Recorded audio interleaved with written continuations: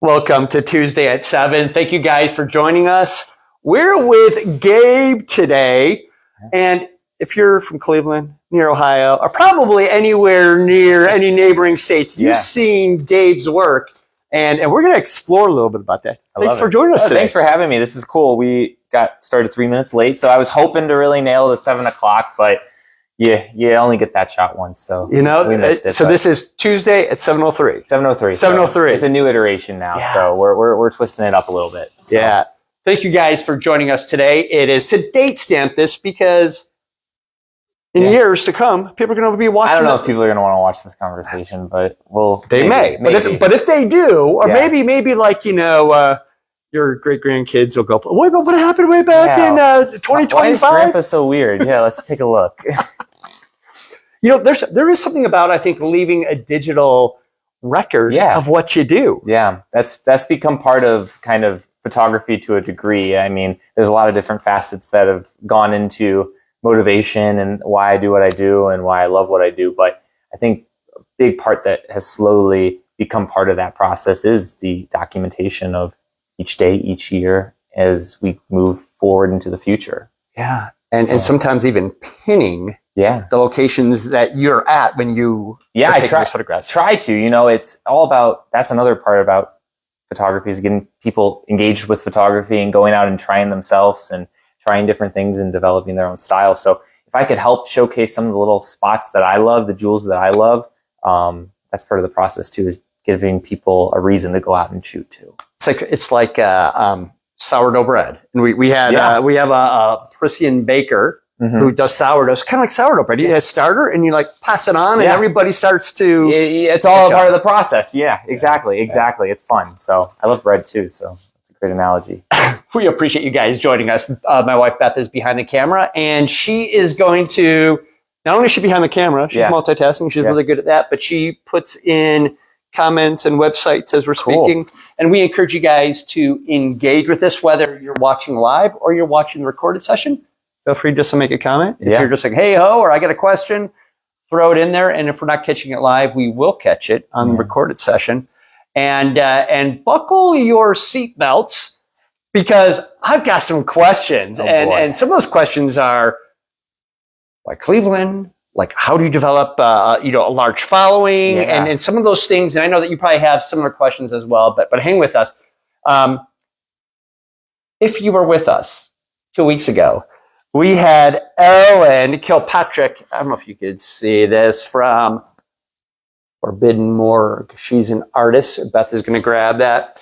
And she is on the back. You might catch something on the back of that card. It's a two-sided card, but Ellen is down at the Screw Factory, and she's a great painter, and she does a lot of work, and she is a machine. So we came to you a couple weeks ago from the Screw Factory with Ellen, and it's Forbidden Morgue, which is her Instagram handle. She's got quite a following out there too. Yeah. But if you shared that video a couple weeks ago, your name is in the set. And you know what? You get to choose a winner, but you're also technically choosing a bunch of losers. Yeah, I know, exactly. So people are going to be pissed at me one way or another. So let's see who this is. Should I read it? Yeah, go ahead and read it. Andy Denny. Oh my goodness. Has Andy ever won? I don't know that Andy's ever won. Well, congrats. Thank you, Andy. Andy, it was all me. I picked the name, so you can remember that, but congrats. Absolutely. And this is actually perfect. This is actually a perfect giveaway for Amy, because there's some stickers in that giveaway pack and a little print. So thank you, Ellen. Thank you, everybody who shared that video last week. And Beth and I are going to ask you some questions. Yeah, for sure. And take some from the audience as well. Fire away. Are you born in Cleveland? Yeah, so been around the area my entire life. I grew up in Brunswick, so about 30 minutes south, but lifelong Clevelander, live in the area now, and don't plan on leaving anytime soon. Because I thought there's absolutely passion in what you do. Yeah. And I assumed, you were born here because, sometimes, there's some passion in transplants who move here as well. Exactly, But there is something about being kind of born and raised here in Cleveland and just going, I love it. I want to showcase where I live. Yeah. Tell me a little bit about, the origins of photography. Like, where did that start? Yeah, for sure. So grew up in Brunswick, Ohio. My parents were creative. So my dad was a PR professional, video producer, worked in news a little bit, kind of did it all in the communications video field. And then my mom owns a local gift basket company. Was Baskets Galore. They just rebranded last week to MODA, which stands for Mother Daughter Gifts. And it's because my sister now works in the company too. So creativity has been a part of our blood, basically, as a family for as long as I can remember. And as an angsty kid back in middle and high school, trying to figure out what I wanted to do, creativity was something I didn't want to do. I wanted to go as far away from what my parents did. And I just remember my dad telling me, Gabe, when you go to college one day and you find a career, find something that you can actually get a job in. And creativity and video and arts and being an artist isn't necessarily, there's so many successful artists out there, but when you're looking at on the totem pole of what jobs are bringing in the most money, art is a little bit kind of a loose art, I guess you could say, in the sense of you don't know what it's going to be. So he kind of steered me into getting a practical job more so and majoring in something practical. When I was in high school too, I started interning at the Akron Rubber Ducks, the minor league baseball team in Akron, just as a way. At that point in life, I wanted to be a doctor. So I was like, oh, that's practical. And adding the Rubber Ducks onto a med school resume is just weird enough that it might get me an interview down the line too. So I thought that was the whole thing. So I started as an intern there just because I love baseball and delivering pizzas. And I was in their creative services department. So itching that creativity itch just a little bit, but still not at a point where I wanted to embrace it as a career. And went to school locally at the College of Worcester, graduated with degrees in mathematics and political science, was going to go into sports law, lined up, was ready to go to Case, and then the pandemic hit. Also at that time got a full-time job with the Rubber Ducks in their creative services department, just as a job out of college. I wasn't going to say no to that. And then from there, kind of did that for a year and realized I actually liked it and it was a job. And I said, I'm going to embrace this creativity. The pandemic hit in 2020, 2021 kind of went by, and was feeling a little bit cooped up.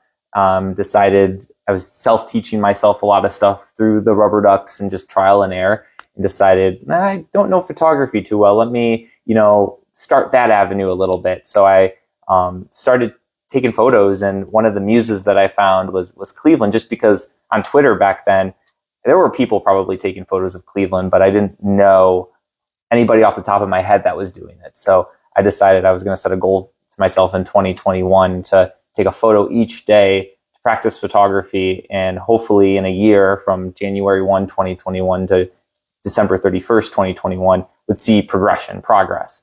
And what I didn't expect to happen was people to like it and expect it and follow me. And that kind of was the beginning of the end of photography. And it blew up into something I could never have imagined. And now that goal has shifted from learning my camera to really celebrating Cleveland and showcasing what we have, the amazing assets we have here in Cleveland, how lucky we are to have a lake and a national park and a great metro park, and the ease of traveling and being able to drive, but also a rapid transit system. I can go on and on. 3 sports teams, great food, diversity, culinary scene, neighborhoods. It's like you name it, we have it here in Cleveland. So that's now the goal, but also too to, most recently to showcase what happens when you stay in Cleveland. I know all my friends when I was growing up, as soon as they graduated college, it was off to New York, it was off to Chicago, it was off to Miami or Boston, these big cities. And then maybe in 10, 15 years when they have kids and realize that LA and San Francisco is too expensive to raise a family, they'll come back. Or maybe their family is getting a little older and they want to watch after their parents. Maybe they'll come back. But I really want to showcase the opportunities that are still here in Cleveland for young professionals. I'm 28 years old. I want to be the person that stayed and showed that you could find success in Cleveland. So that's kind of the origin story of where we were and now where we're at. Yeah. Beth and I got back from Vegas, and there's a reason behind this. And there was a lot of, we went to, was it the Mobster or the Mob Museum? The Mob Museum. Oh, cool. The Mob Museum. And what I didn't realize is Cleveland has been, just a couple decades ago, it was like a top 5 city. Yeah. And I think that that it's easy to forget about what we have here until we're reminded by an eye like yours, and seeing it in a fresh way. Yeah, it's all, we're celebrating Cleveland, and we're just trying to showcase what's in your own backyard, because so many people are distracted by what the national media says or where we've been or what we've been through. It's not where we're going. So I think that's the piece that I want to remind people of, is we got a bright future ahead. We just have to embrace it. Yeah. What I want to do is encourage people to ask questions here. Yeah. But in the very bottom left-hand side of the screen, there's an arrow. And if you've never pressed that arrow, we're going to encourage you to do that today. That's the share button. And when you hit that share button, it's kind of, your gift to Gabe and his work, because every single time you hit the share button, about another 100 people watch this interview. And we've had 10,000, 40,000 people watch this over a week. But when you share it, we know it. And when you hit that button, it'll allow you to share it to your friends. You can move it into an artist group or to a photography group or to even into what? A Cleveland group. Yeah. You could even snipe it right to a couple friends. You might go, I've got somebody who's an artist who wants to get off the ground or is looking to maybe establish a digital audience or a photographer themselves. But next week, we're going to draw a name out of the hat, and if your name is drawn, we're going to some catalog, and we're going to grab some stuff from some other Tuesday at 7 artists, and we're going to present a giveaway next week as well. But thank you for joining us. Thank you, Gabe, for sharing your story. We're not talking a few hundred followers on Facebook. It's much larger than that, and tens of thousands. And you have kind of a running idea about what your audience looks like on the different platforms? Yeah, so Facebook, I think, is like 32, almost 33,000. Instagram's right at 30,000. Twitter or X is like at 26. What did you? I'm one of them. You're one of those on X? Yeah. I saw you on X when you were first doing it in 2021, and when you said your name. Yeah. It's like, yeah, well, thank you for being with me, Beth, for that long. But that was the catalyst. And then I think Blue Sky, I'm at like 3,000. Threads, I'm at like 8,500. So it really varies around platforms and everything. But TikTok, I think I'm at like 5,000. So it's just really trying to celebrate Cleveland and showcase the area. It's not necessarily about the numbers. It's more about what I'm doing, and hopefully I'm taking photos that I like too. So yeah.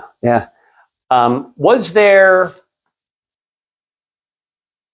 or share with us, for somebody who is, perhaps an artist or a photographer and trying to build an audience, like what does that, like, where do you start with that?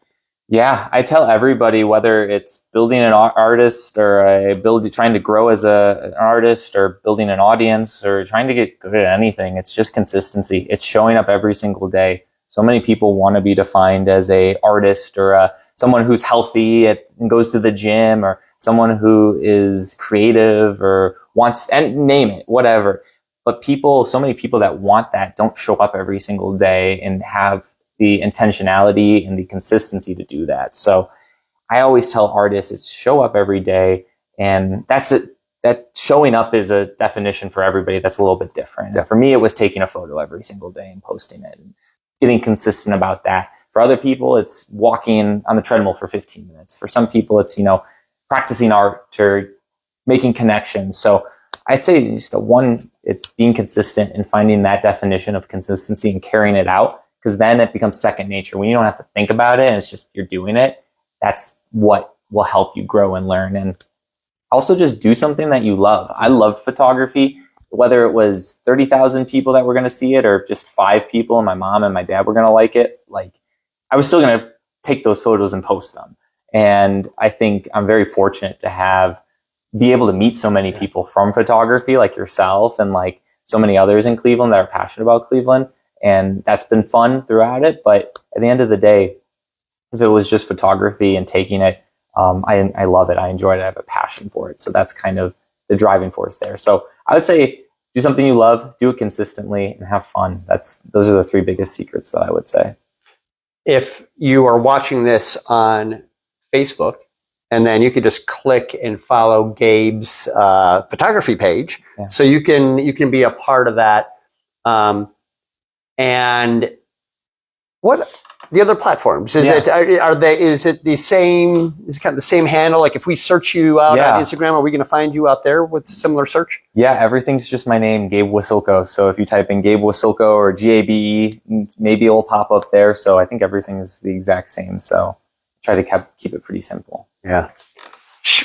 And by the way, showing up, if you've watched Gabe's work, you know that showing up isn't just like, I'm going to roll out of bed at 10 o'clock and I'm going to go out and capture something. You're up early catching sunrises in certain spots. Yeah. You're there late at night after, tell us about the planning of, I mean, it's more than just clicking a photo. There's planning, there's setup, there's... Yeah, sometimes. Okay. Sometimes it's, the big thing I found with photography is when I first started, I was really getting into photography. I was 2021, so I was like 23, 24 years old. I was, living at my parents' house. I was single. I was just, loving what I was doing. I was locked in with my craft. And at that point, it was no rules. It was every single moment I was thinking about, it was photography. And it was like, where can I be this time? What shot can I get here? I want to go here, here, here. And I would just do that. And it was honestly the best thing ever, because I would wake up, I'd go to work, I'd take my photos, I'd work the work day, I'd work a lot, and then I would stay out till sunset, take the photos, go back home, crash, and just repeat it over and over and over again. And I fell in love with Cleveland at that time. I fell in love with photography, and it was perfect time. But now I have a fiance, I have a puppy, I got cats at home, I'm in school for my MBA, still doing different things and working and trying to, celebrate Cleveland and push that forward. So a lot of the focus over the past few years has been integration. How do I integrate that into like an already pretty tight schedule? So it's a lot of planning. So I'm thinking about, where's the sun going to be on this day? But sometimes it's like, hey, I'm coming back from class one night and it's 9 o'clock at night and I'm getting out and it's dark and it just rained. Let me go take the scenic way home and see if I can find any new angles or puddles or something like that just to get out. But I equate it, and I tell my fiance all the time, this is like my working out. This is my time with myself that I like to, go out and just have that meditation. So I try to integrate it as much as I can, but there is some planning, I would say, and paying attention to apps and webcams and weather. And I'm thinking about it more times than not too. So that plays a role. Sounds like you've got similar to me, certainly. Yeah. Is that you're kind of a right brain person in maybe like a left brain world. Yeah. And so what does that mean? Like in terms of integration or right brain? I mean, I'm using just, the left brain, right brain as a, I always forget the right brain is creative. The left is analytical, right? Yep. Yeah. I think, it comes from being a math major and living in formulas. And I always like to geek out about things. And I think that was the foundation of photography, was how you balance aperture and shutter speed and ISO and editing and exposure bracketing and just geeking out. I'm a big nerd when it comes to that stuff. But I like to be creative and I like to think outside the box. So it's finding those ways to not necessarily integrate them in different ways. Maybe it happens that way, but toggle between them back and forth and kind of enjoy that. I think maybe that's where I see a little bit of both, but I couldn't define if I'm a left brain or right brain person. I don't even have a brain sometimes. So it's hard to kind of figure that out too.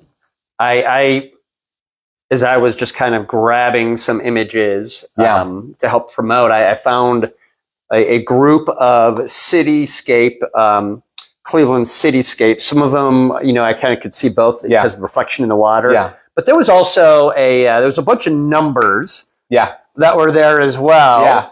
Well, what is that? Yeah, so those are the longitude and latitude points of where I took those photos. So back in like I said, my mission is for people to, explore Cleveland and celebrate their city and just get out and shoot. And with people sending me messages over the years and everything, it'd always be like, hey, where did you stand when you took this shot? Or what happened? Or like, where was this shot from? Or whatever. And I started to think, maybe I should put together some like guides that tell people, the top places that I like to go, or the places that, maybe I took that certain shot, so they can go explore for themselves and see what I was seeing in that moment, or maybe something different. So I started labeling those spots and then dropping the coordinates there so people can type that into Google Maps or Apple Maps and then figure out where that is and then go check it out. So with a precise ability to step in the same spot, almost put their feet where you were. Yeah. You know, so maybe, right? Yeah. You know, if the blessings occur where you have grandchildren and great grandchildren, they might go, I went and I stood exactly where, you know, Grandpa Gabe was. And this is what it looks like in, you know, 2075 or whatever that might look like. Hopefully it's still there. Fingers crossed, but we'll see. Yeah. Yeah. The precision, the right brain, the left brain. Yeah. And I think that's why it kind of called to me, because I love seeing those, the location of the photos as well. For sure.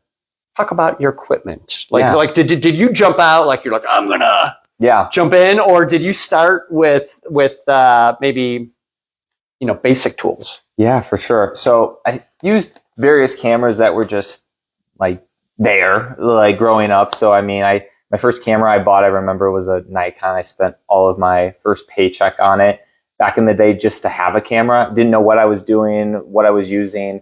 Tried to learn as much as I could. But wasn't excited about it. Then had a brief stint with a Sony camera, an A7R2. I saw the power of like a full frame camera at that point, but still didn't know what I was doing. But it wasn't until when I was with the Rubber Ducks and I was mainly doing a lot of video work and I really wanted to step up. I was always about leveling up in whatever I was in, whether it was, you know, school or meeting people, building relationships, growing a business, whatever. I always want to continue to level up and get better. And that's where the passion to try Fujifilm first was. I wanted to level up my video equipment at the time, and got a Fujifilm X-T4 from Pixel Connection out in Avon. Now I work with them a ton. They're fantastic if you're looking for cameras or have camera questions or whatever. But I got that, fell in love with it. It was just very tactile. They had the knobs on the top that showed you ISO, shutter speed, aperture. It just made a lot of sense to me. That was the first time in photography and video that the numbers and how everything worked together started to make sense. And from there, I fell in love with Fujifilm's color science and upgraded that next year to medium format. A little bit of a jump per se, maybe was, like I said, leveling up, trying to get better. Didn't need to, but fell in love with the medium format sensor. That's a bigger sensor than the APS-C sensors that are on some of Fujifilm's other cameras. Fell in love with that process, and now I'm thankful to work with Fujifilm as an ambassador, work with Pixel Connection, doing photo walks. I have one actually tomorrow night at Squires Castle on the east side, as well as doing projects with both companies. But big Fuji fan, Fuji film kind of guy. So, yeah. Cityscape. Yeah. Are there other things that you capture? Yeah, I describe it everything but weddings. So I don't mess with weddings at all. It's just, I have so much respect, especially planning a wedding now, for wedding photographers and photography and everything there, because it's a grind and it's a precision and it's an art and it's just crazy what they do. So I stay out of that realm, but I do a lot of work with events, headshots, drone photography, real estate, commercial stuff, brand projects with different brands, as well as landscapes. So landscapes are the passions, but it started just back in 2021 when people would say, I see your photos, I love your photos. Could you take a photo of do this house I'm trying to sell, or can you do this project, or I need some video work? And then it just has compiled into a business now, which is, I'm so thankful for everybody's support. Are you a pretty good drone pilot? I'm okay. I'm not the best. There's a lot of more drone photographers out there that are great. I don't post a lot of stuff yet, but it's coming soon. So be on the lookout for that. We actually did a commercial years ago at the Brunswick pumpkin run, and the photographer shot everything from the drone. He handheld it, and then he that is funny. Moved it and filmed it, and then he just kind of landed it, down near his hand, and so everything was shot with the drone. I don't know anything about cameras, but that was just a unique perspective. Yeah, I mean, we saw them flying around, but that's the first time that we had ever, that was years ago. Yeah. Again, the drones were still a little bit early. Yeah. At least in, everyday use. You probably have a couple memorable stories of your ventures with the camera. Yeah. Do you have any that kind of jump out at you? Gosh, there's a few, and I always tell people too that photos are so special because they associate with memories. And that's why, you know, when I hang photos up in my house, I used to hate it because I was like, I feel like it's conceited or whatever. But then I realized it's more so the memory when I took that photo, or the memory that who I met with that photo. So there's been a few that have been pretty cool. I know one from the past year that was pretty interesting was in 2024, we were so thankful in Cleveland to have so many great events like the Eclipse and, you know, Women's Final Four, and the Guardians made a run. But one of the things that we saw was the Northern Lights, which we actually saw 3 times here in Cleveland. But the big one was in May. It was May 10th, 2024. And I remember at that point, one of my friends, Mark, that day was like, hey, are you going to stay out and shoot the Northern Lights? And I was like, Mark, I've looked at it. I have the apps. I've downloaded it. There's been so many calls that have happened and I've never seen them before. There's no way in hell that it's going to come out tonight. And he was like, I don't know, man. It might, who knows? They're saying it's pretty big. And I was like, big bet. I don't believe it. So that night too, and my fiance, she's a resident down at SUMA in Akron. And that month in May, she was on a rotation where we were waking up at 3:34 in the morning, which was great for the puddle shots. And I woke up at 4 in the morning to take these photos. But at that point, we were going to bed at 8 o'clock at night just to get 6 or 7 hours to make sure she was ready to go. And that night I went to bed at 8 o'clock. And what do you know? The Northern Lights came out in fast fashion at 9:30. So it was even early by Northern Lights standards. And it was crazy. Everybody was excited. And everybody was sending me photos. And when I woke up at 3 in the morning, the next morning, this thing that I've waited for years to try to capture happened, and I wasn't there. And it was just the worst. It was, you know, sitting there and people were saying, I can't wait to see Gabe Wasylko's photos. I can't wait to do this. I can't wait to see that. And I'm sitting there like, God, I was so mad. I don't know if I can swear on this, but I was so upset. I was really frustrated. Even that morning was a beautiful sunrise. Didn't matter. Missed the Northern Lights earlier that day. I couldn't care less about that sunrise. And it was funny. There's a pier at Edgewater that it's right down there, a lower Edgewater. It's a fishing pier. I go out there all the time for sunrise. I went down there to grab some sunrise photos that next morning. I was sad. I was bummed out. There were some teenage kids that were just sitting there watching it. They probably, you know, we're hanging out a little bit for a few hours. Hi, bud.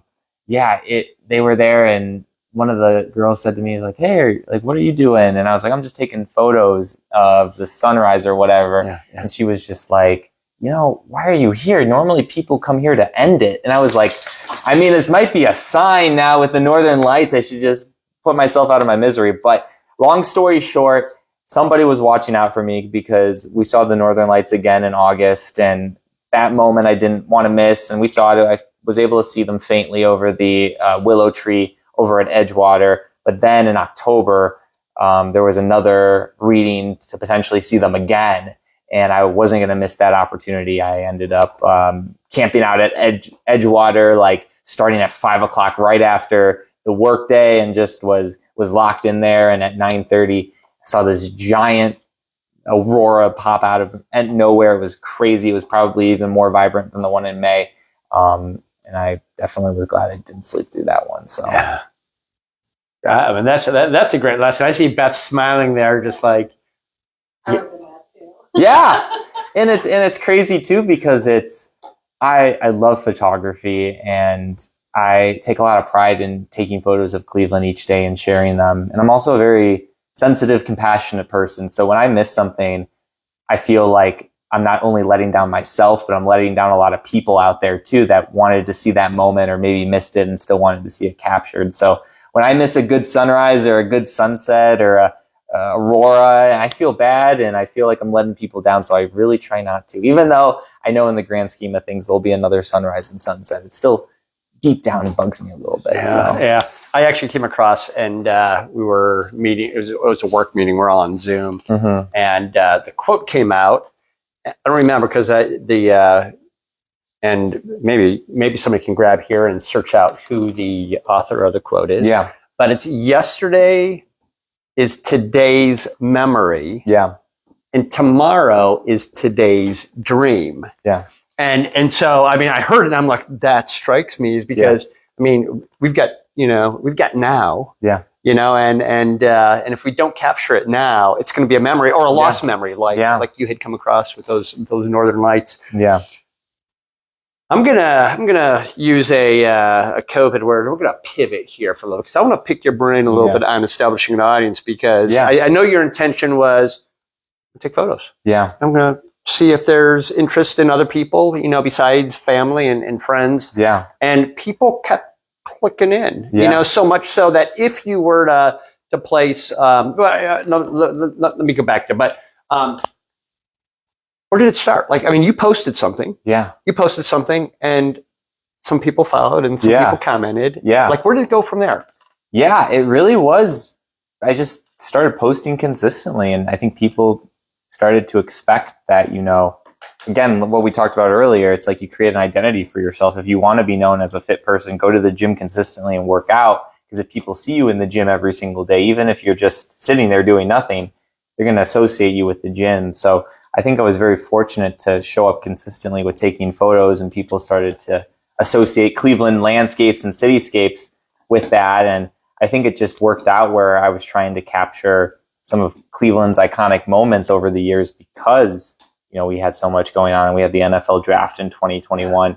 We had the NBA All-Star game in 2022. We had playoff runs and Browns football games that were played in the snow and in eclipses and women's Final Four. So really, I was just trying to tell Cleveland's story. And there's a lot of people. The one thing about Clevelanders is you can't deny their passion. We are so passionate. You go to different places, whether it's Vegas or LA or San Francisco or Boston or whatever, odds are during your trip, if you're there for a few days, you're going to meet someone who has a connection to Cleveland. So Cleveland, honestly, is a great place because people are so passionate about it. So I think the audience just kind of came because people were passionate about Cleveland. So I can't take credit for that. That's on Cleveland right there. I would imagine that there was along the way you were intentional about. I mean, and I, we've been blessed to, to host some incredible artist photographers, bakers and performers over the years.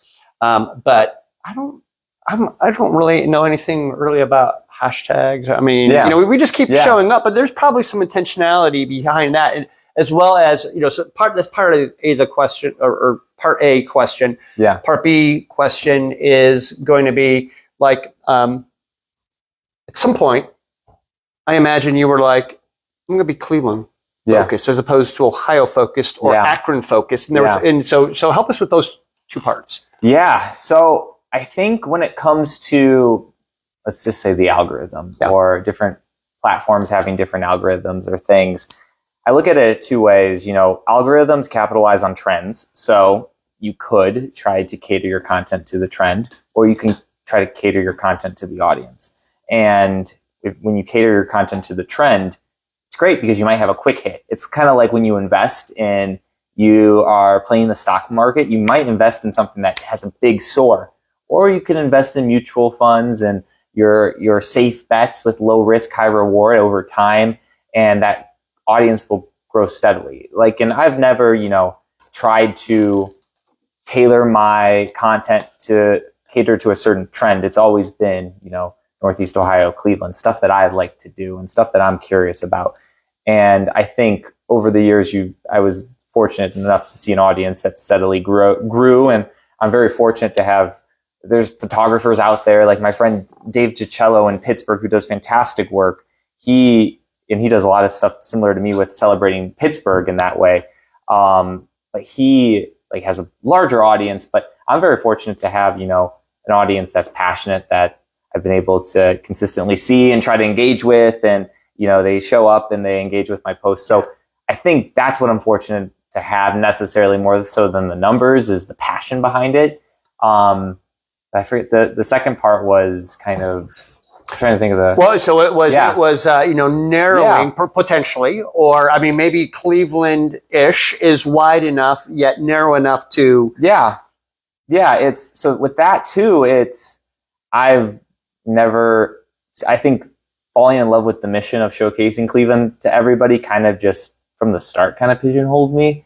Obviously I travel to different spots and I get a lot of inspiration from just other cities. Like we went to Boston last year and it was so cool to explore, and I've been to Chicago. I've been to, you know, different spots there, New York, and it's cool to see that kind of stuff. But I think from the start, Cleveland was the inspiration, the muse, and I still try to make it down to Akron. I mean, I spent 8 years of my life down in Akron, so I still have a connection there, and different parts of Northeast Ohio I try to visit as much as I can, but I'm in Cleveland every single day. It was just easy to capture that. So I kind of pigeonholed myself, I guess. Yeah.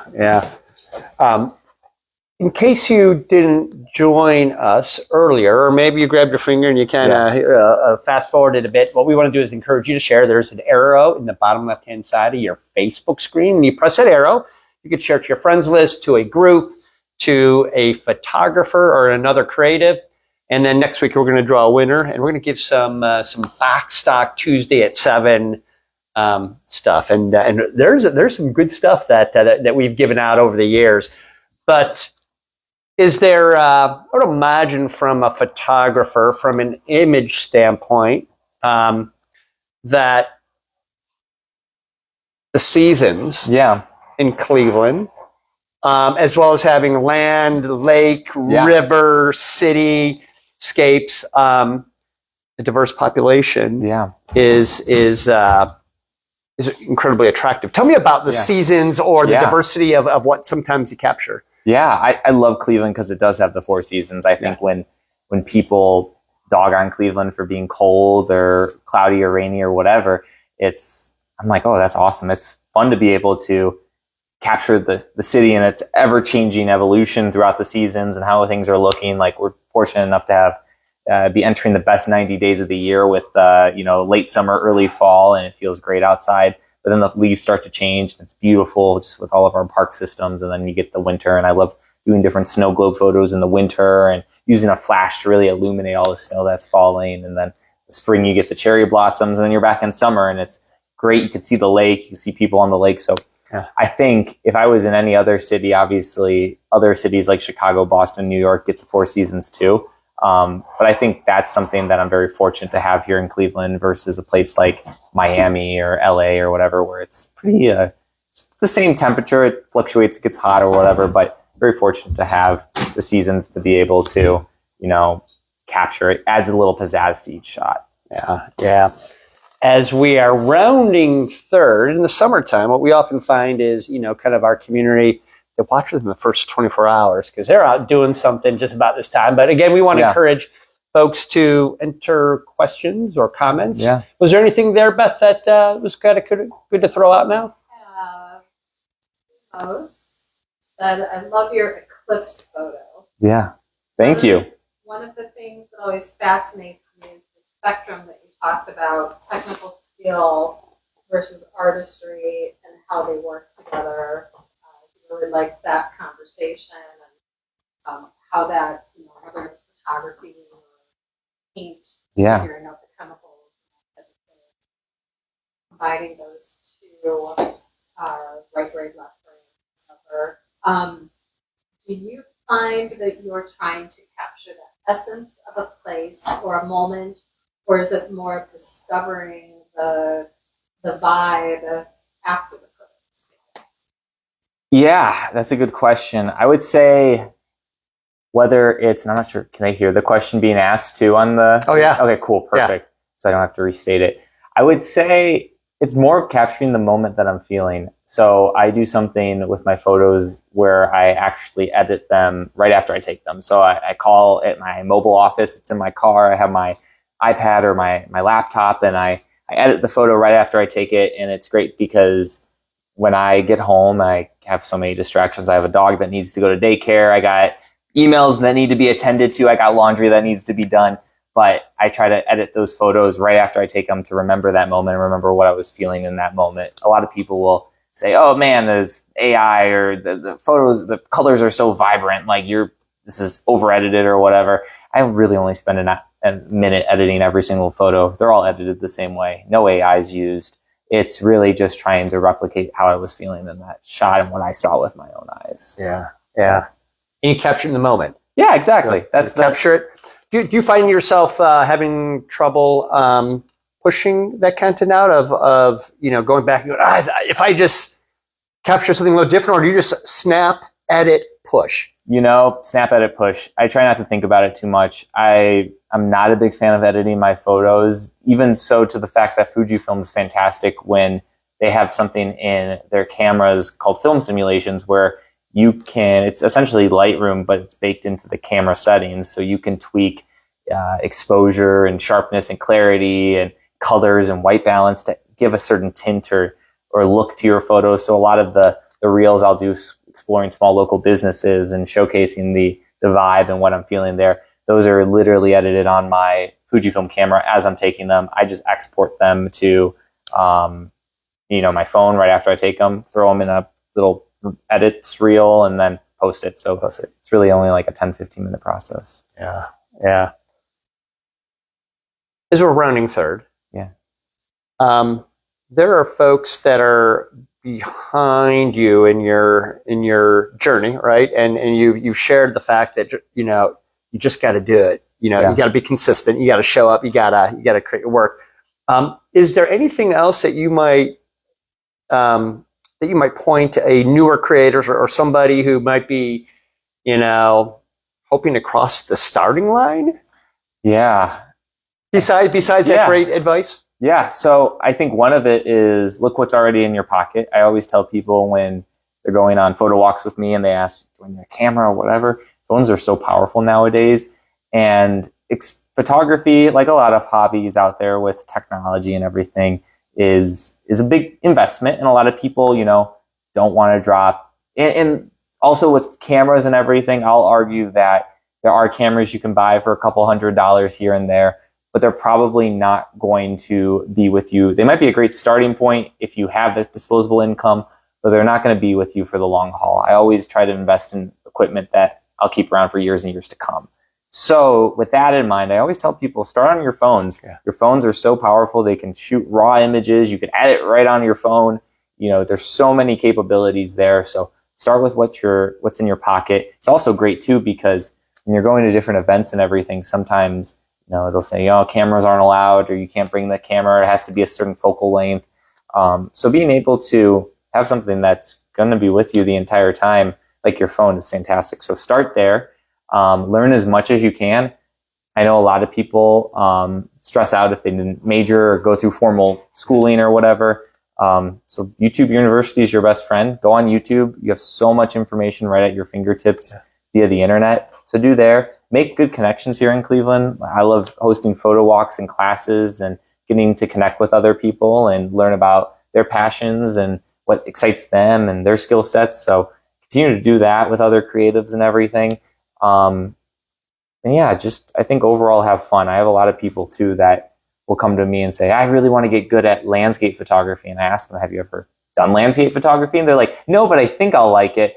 Try it. Just get out and shoot it, because there might be you might start taking landscape photos and want to do that. You like the idea of edited photos, but you have no fun doing it. It's boring. It's monotonous to you. Yeah. You love sports. You love portraits. And you're not going to know that until you try it and get out and practice. So I always tell people to just do it. Find what you love and don't.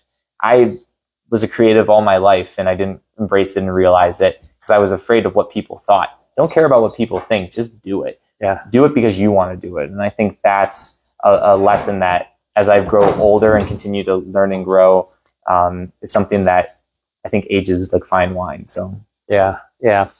You had mentioned earlier that you're working on your master's. Yeah.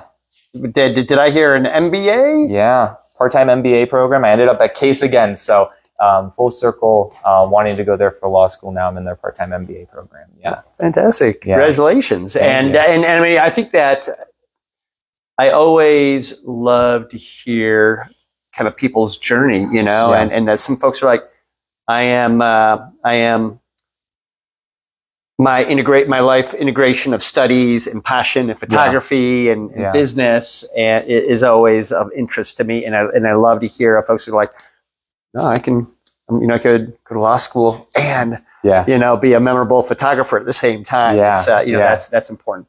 Last question for me. We'll see if there's any other questions from Beth or anybody else, and that is, as a Cleveland photographer, you've stood in spots that most people have not. Like, are there any spots where you're like, you know what? If you live in Cleveland, you've got to check out this. Yeah. And not precisely, but what should we look for in terms of great vantage points? Yeah. So I think for sunrises, there's nothing, and just general Cleveland view. Yeah.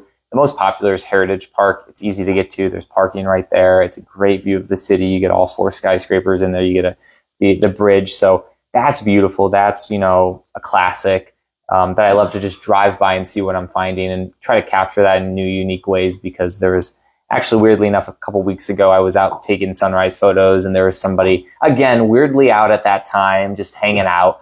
That seems to be a trend whenever I see people around, but he yelled at me and he was like, man, like, I've seen this photo from you. You take this like 30, 40 times. It's the exact same thing. Go be original.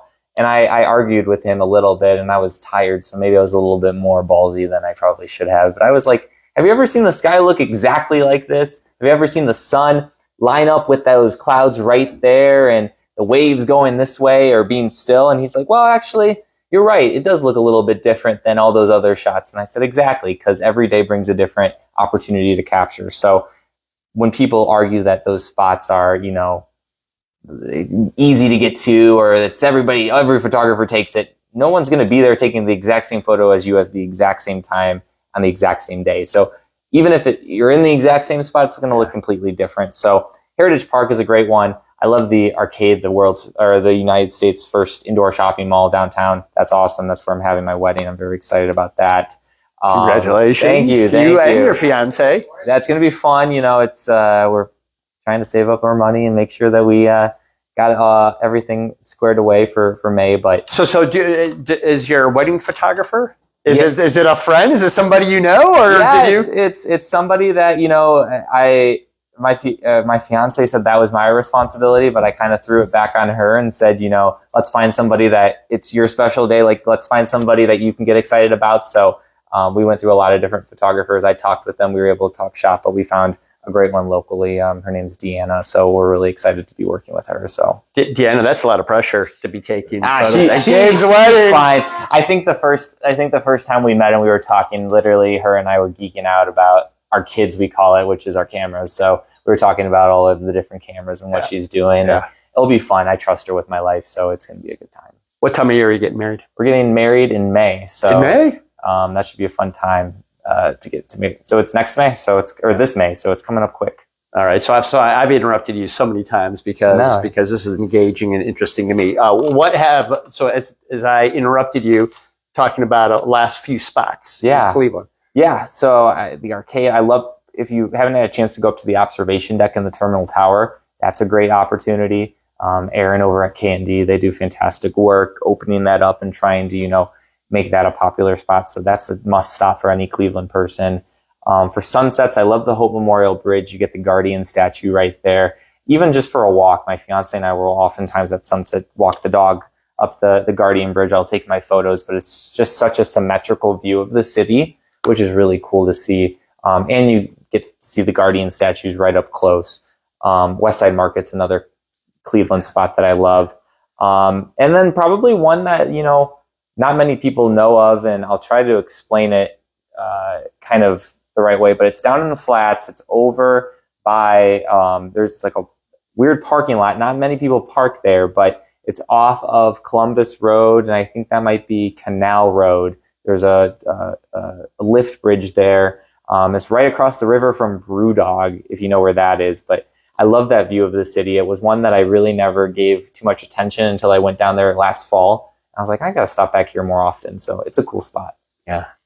Well, thank you guys for joining us here in August of 2025. I don't know if we date stamped this one, but we date stamped it now. And Gabe, you've shared a lot of golden nuggets with us and this audience. Guys, we appreciate your time. Share away, because this is a story worth seeing. And guys, we appreciate your time. We know your time is valuable. And Gabe, thanks for your expertise as well. No, thanks for having me. nonetheless. This was a lot of fun, and thanks for the opportunity to come on here and chat a little bit. Yeah. Catch you guys next week.